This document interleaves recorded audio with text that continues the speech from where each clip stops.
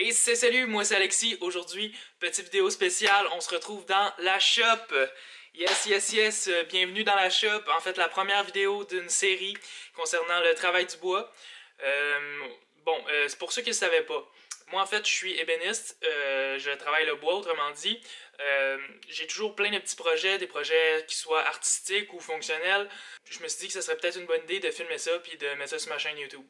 Donc, aujourd'hui, c'est ce que je fais. J'ai un petit projet, surtout fonctionnel. En fait, je vais me fabriquer un petit outil. J'aurais pu commencer par n'importe quel projet, mais bon, je me suis dit, à soir, go, on va filmer ça. C'est un petit projet que, la majorité d'entre vous trouveront pas l'utilité, mais moi, je trouve ça très pratique. Ça s'appelle un trusquin. En fait, un trusquin, je vais vous mettre un exemple qui est ici. Et voilà. Bon, ok, un trusquin, qu'est-ce que ça fait dans la vie? Qu'est-ce que ça mange en hiver, comme on dit?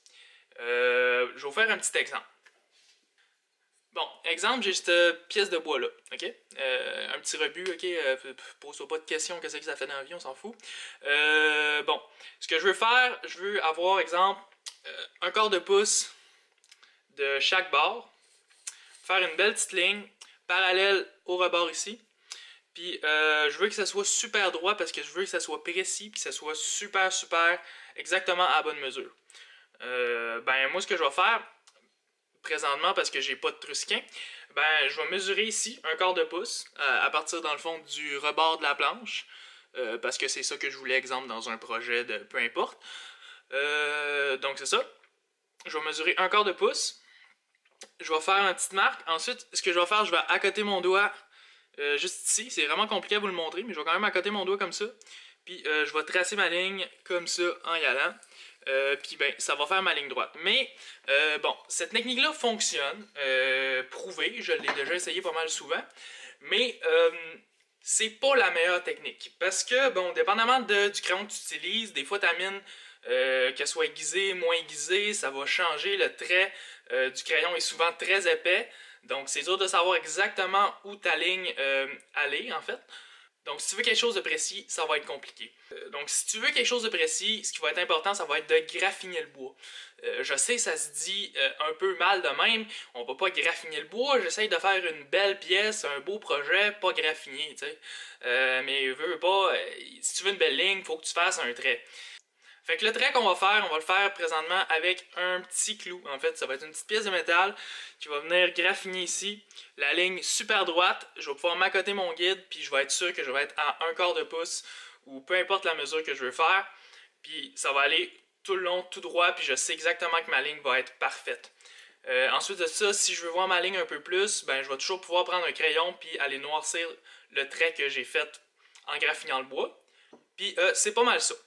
Donc, aujourd'hui, je sais la vidéo va paraître tout croche, mais bon, c'est ma première que je suis dans le shop, fait que excuse-moi d'avance, ça sera pas une belle vidéo, merci, bonsoir.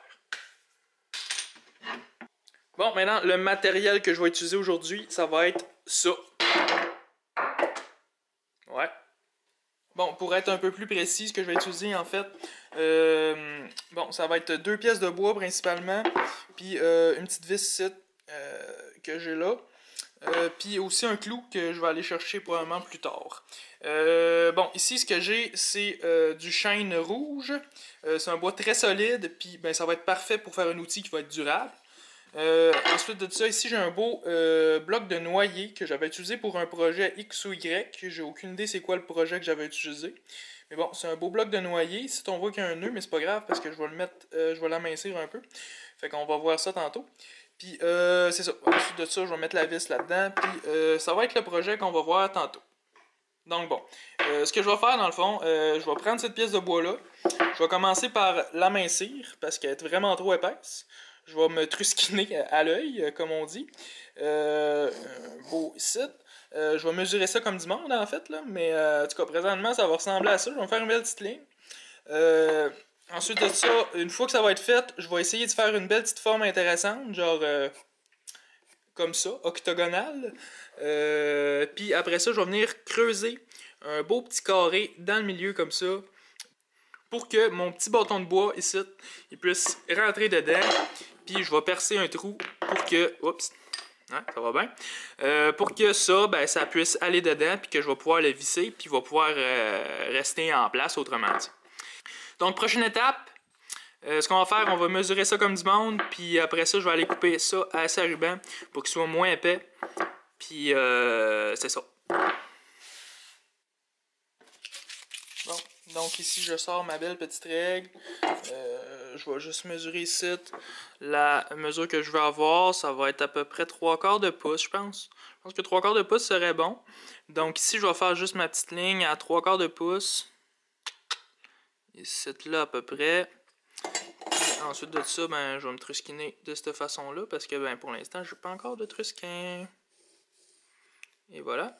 Puis pour me rappeler que c'est le bord là, je peux toujours me rappeler que c'est le bord avec le papier blanc, mais je peux toujours faire un X. Comme ça, tu es sûr que tu vas couper à la bonne place, parce que ça, c'est la perte. Puis ici, c'est ce qu'on va garder. Puis ça, je pense que 3/4 de pouce, ça va être pas pire pour ma petite vis là, parce que ma petite vis, ça va aller dans le plein milieu ici. Puis c'est ça. Donc, un beau petit 3/4 de pouce, puis je vais aller couper ça à 6 rubans. Alright, on se retrouve là. Bon, avant que vous disiez quelque chose, je sais, ma scie à ruban, elle coupe plus. Mais bon, c'est ça. Ça me tente pas de changer la lame, fait que ça va couper pareil. Là, dans le fond, je vais juste ajuster ça. Ça va rester là. Merci. S'il vous plaît, on bouge plus. Bon, ok, serré. Ensuite, là, dans le fond, ce que je vais faire, je vais ajuster ici. Dans le fond, ce qu'on voit là, c'est les petits bearings qui vont tenir la planche, qui vont tenir pas la planche pantoute. Les petits bearings là vont tenir la lame pour qu'elle puisse pas trop se tasser de gauche à droite. Puis, dans le fond, ça, là, ça interfère avec mon bloc, je peux pas passer. Fait que là, je vais juste slacker la vis ici. Je vais monter un peu. Fait que là, et voilà, mon bloc qui passe. Fait que je le mets juste un peu, juste au-dessus de ma planche, pour que j'aie assez d'espace pour passer puis qu'elle interfère pas, mais pas trop non plus, parce que si je le mets trop haut, ben pas la planche, je dis tout le temps la planche, on s'en calisse. Bon, parce que si je le mets trop haut, autrement dit, la lame, elle aura pas de support, fait qu'elle se tiendra pas bien, puis ben il y a pas mal plus de chances que ma coupe soit tout croche parce que j'ai trop mis ça haut, puis c'est plus dangereux aussi parce qu'il y a plus de lames exposées, etc., etc. Donc c'est ce que je vais faire pour l'instant, je mets ça à cette hauteur-là, on vient rebarrer ça en arrière, puis là ben je m'en vais couper ça, alright.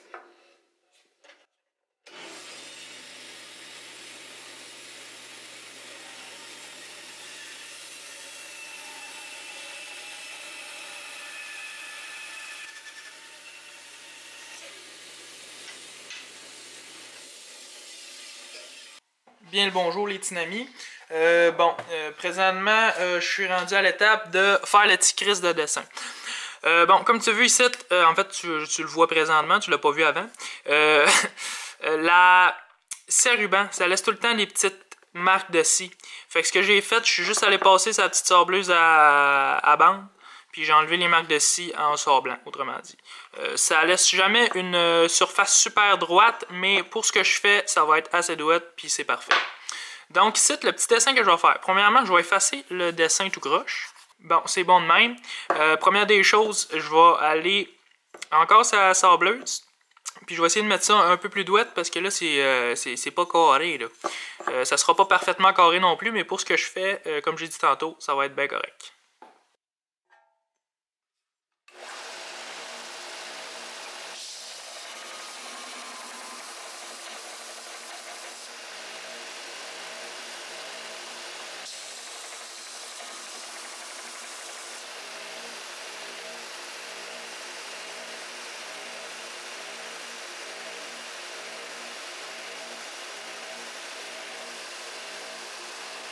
Bon, prochaine étape, j'ai mon petit bloc qui est ici, il est beau, il est bien parfait. Si on veut rentrer ça là-dedans, la meilleure façon, ça va être de trouver le centre, puis d'ensuite, ben, ça va être de tracer autour de ça. Donc, bon, pour trouver le centre, une technique simple, tu prends n'importe quel objet qui est bien douette, comme une règle, ou peu importe, puis tu fais juste te prendre d'un coin à l'autre, comme ça. D'un coin à l'autre, ben douette. Ensuite, tu prends ton crayon, pas lui parce qu'il n'est pas aiguisé. Tu prends ton crayon, tu fais ta petite ligne, et voilà. Ensuite, tu te pognes sur l'autre coin, les deux autres coins posés, comme ça. tu prends encore ton crayon, tu fais ta petite marque. Et voilà, merci, bonsoir, voici le centre. Donc si c'est le centre, moi je vais placer ma pièce à peu près à la bonne place où ce que je veux, pas mal centré. Donc ça va aller comme ça. Puis à l'œil, je m'en vais tracer ça tout le tour. Puis là, ben ici, ça va être le trou qu'on va... Oups, j'ai encore pris le petit crayon de marde. Donc ici, ça va être le trou qu'on va faire. Bon, je vais m'excuser à tous les drummers qui m'écoutent, mais j'ai comme manqué de batterie. Bon. Bon, donc là, ça a l'air pas centré pantoute, mais c'est pas grave pantoute parce que moi, ben, c'est un petit projet de shop, fait que ça soit parfait ou non, ça me dérange pas. Donc, la prochaine étape, ça c'est pas pire, mais il est un peu trop long. Donc, je vais aller couper ça. Une longueur qui aurait de l'allure. Je pense qu'ici, il y a un nœud. On va le mettre avant le nœud. Fait qu'un beau 8 pouces. Un beau 8 pouces. Je pense que ça va être pas pire. Bon, et voilà. Comme ça, on va tenir ça. Comme ça. Et on fait la petite ligne là. Puis encore, comme j'ai dit tantôt, pour pas se tromper de bord, on coupe avec la lame. Ben, je vais juste faire un petit X. Fait que, c'est ça. On va couper ça. Alright.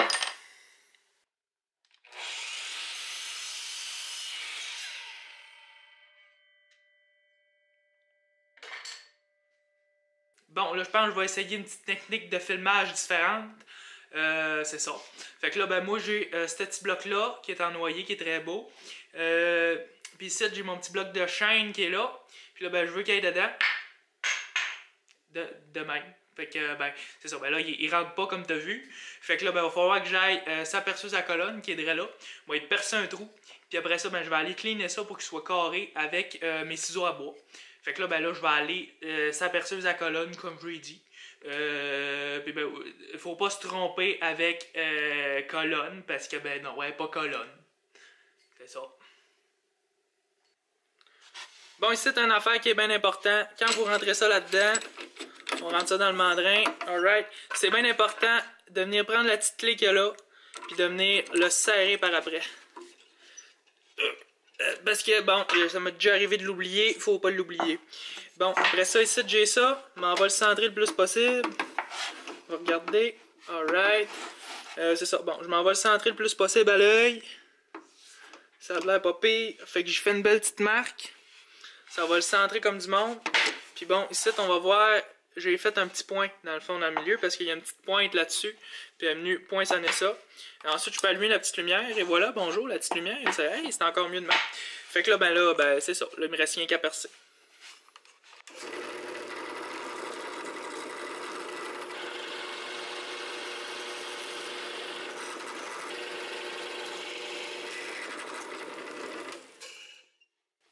Et voilà, les confettis de l'ébéniste, les petits chops de bois. Ouais. Bon, maintenant, je pense que tu as compris que mon bâton, il est carré, puis mon trou, il est rond, fait que ça rentre pas. Je suis peut-être calme, pas à ce point-là. Et voilà, je l'ai fait pareil. Bon, je vais prendre mes ciseaux à bois, j'ai un beau petit kit de ciseaux à bois, on va couper ça dans le milieu, puis ça va faire passer dedans. C'est ça. Bon, comme je suis pas très bon pour vous montrer ce que je fais en même temps de le faire, ben, je vais essayer de vous l'expliquer. Ici, dans le fond, je vais prendre mon ciseau à bois, je vais venir l'accoter sur ma ligne, puis je vais frapper un peu avec mon marteau. Ça va me permettre d'avoir une ligne de fait. Je vais faire la même affaire à toutes les lignes, les 4 lignes qu'il y a là. Puis ensuite de ça, ben, je vais le sculpter pour qu'il soit bien carré. C'est ça. Fait que là, ben, je vais le faire, puis ben, c'est ça. Je dis vraiment trop, c'est ça. En tout cas, c'est ça. Hey, riez pas de moi, là! J'ai de la misère!